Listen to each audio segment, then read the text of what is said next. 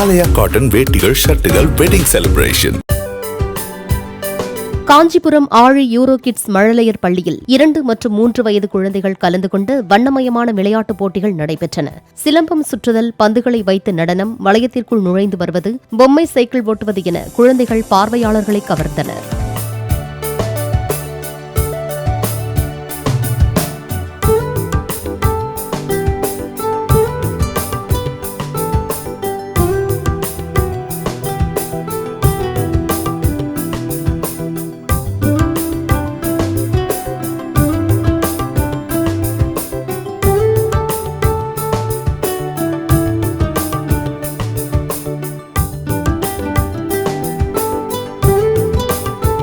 Play store மற்றும் app ஸ்டோரில் இருந்து பாலிமர் செயலியை QR கோடு மூலம் பதிவிறக்கம் செய்யுங்கள்.